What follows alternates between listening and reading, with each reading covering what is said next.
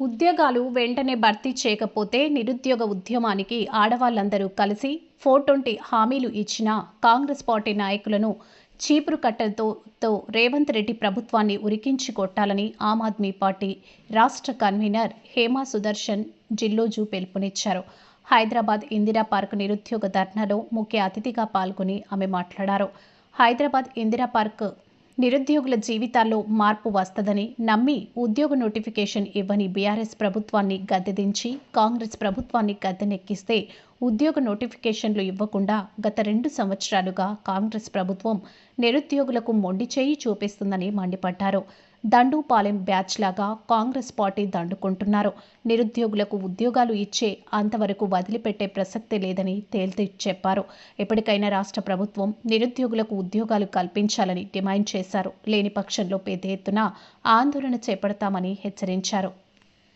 దయచేసి మీకు చెప్తున్నాను, అమ్మల్లారా, అక్కల్లారా, చెల్లెల్లారా, మన బిడ్డలందరూ కష్టాల్లో ఉన్నారు.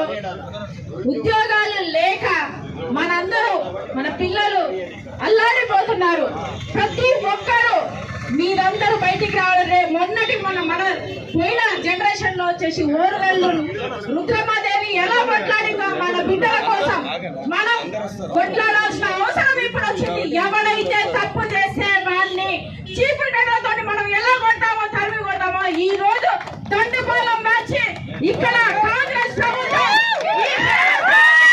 420 హామీలు ఇచ్చేటోళ్ళు ఎవరంటే ఈ రేవంత్ రెడ్డి. సో అందువల్ల 420 హామీలు కానీ దొంగ వాగ్దానాలు చేసుకుంటా మన బిడ్డల్ని అన్యాయం చేస్తున్నారు. మనం కొట్లాడి తెచ్చుకున్నాం ఈ తెలంగాణను.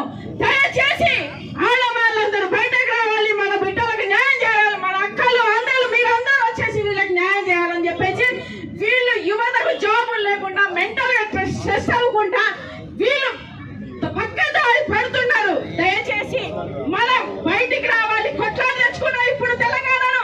ఈ రేవంత్ రెడ్డి ఆర్ఎస్ఎస్ వారి దొంగ దొంగ. అందుకే వచ్చేసి ఈ రోజు దొంగ ప్రమాణాలు చేసుకుంటా మన దేశంలో నిరుద్యోగ జాబితా 2 లక్షల జాబులు ఇస్తా అన్నారు. ఇప్పుడు